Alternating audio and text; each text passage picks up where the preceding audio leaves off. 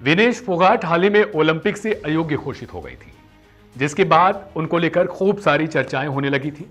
हालांकि उनको लेकर तमाम तरीके से मांग भी उठाई जा रही थी कि उनको एटलीस्ट गोल्ड मेडल भारत सरकार द्वारा दिया जाए और उनको सहायता के तौर पर तमाम तरीके की मांगें उठाई जा रही थी। और ये अधिकतर मांग उठाई जा रही थी कांग्रेस की तरफ से। कांग्रेस नेता जो हरियाणा के हैं, खासकर भूपेंद्र हुड्डा और उनका परिवार, दीपेंद्र हुड्डा समेत कई लोगों ने ये मांग की कि भारत सरकार उन्हें गोल्ड मेडल दे, क्योंकि वो देश की बेटी हैं और उन्होंने लड़ाई लड़ी, उनको एक सुनियोजित तरीके से उनको हराया गया है। लेकिन अब खबर आ रही है कि वो कांग्रेस ज्वाइन कर सकती है। जी हाँ, बीते कल ही उनकी मुलाकात हुई थी भूपेंद्र हुड्डा और उनके परिवार के साथ। इसके बाद अब खबर आई है कि उनकी मुलाकात हुई है प्रियंका गांधी के साथ। प्रियंका गांधी, हालांकि जब वो दिल्ली में अपना धरना प्रदर्शन कर रही थी, उस दौरान भी प्रियंका गांधी उनका ढांढस बंधाने के लिए पहुंची थी, जो फोटो खूब सारी उनकी वायरल भी हुई थी। लेकिन अब खबर यही है कि वो कांग्रेस ज्वाइन कर सकती हैं, ऐसा सूत्रों का कहना है। और ये खबर लगातार कई मीडिया में लगातार चलाती जा रही है कि विनेश फोगाट जो है वो कांग्रेस ज्वाइन कर सकती हैं। आपको बता दें कि हरियाणा में विधानसभा चुनाव होने वाले हैं। इस विधानसभा चुनाव को लेकर बीजेपी और कांग्रेस में अंतर काफी ज्यादा बढ़ चुकी है।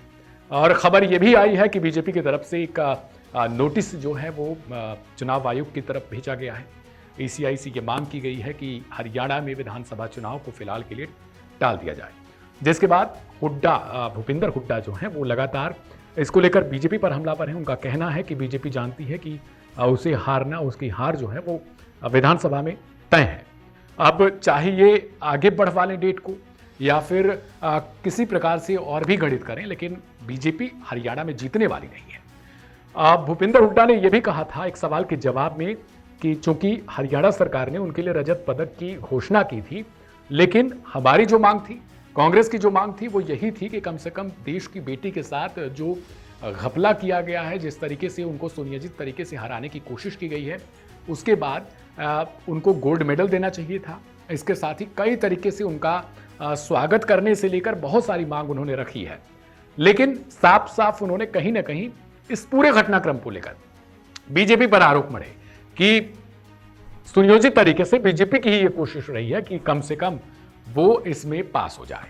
लेकिन उन्होंने आगे ये भी कहा है कि विधानसभा चुनाव जो भी होने वाला है, अभी हाल फिलहाल में घोषणा भी हुई थी, उसके तहत देखा जाए तो जो हरियाणा की जनता है वो बीजेपी से नाखुश है।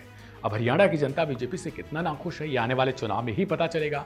और क्या विनेश फोगाट वास्तव में कांग्रेस को ज्वाइन करने जा रही हैं, क्योंकि उनकी तरफ से ना तो इस बात का खंडन किया गया, ना ही इस बात की पुष्टि की गई है।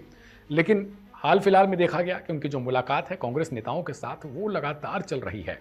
अब क्या राहुल गांधी से भी मुलाकात होगी, क्या आगे सोनिया गांधी से भी वो मिलेंगी, या फिर जो कांग्रेस के अध्यक्ष हैं वर्तमान मल्लिकार्जुन खड़गे के साथ भी उनकी मुलाकात होती है, या विनेश फोगाट खुद इन खबरों का जो है वो खंडन करती है, क्योंकि सूत्रों के मुताबिक वो जल्दी कांग्रेस का दामन थाम सकती हैं।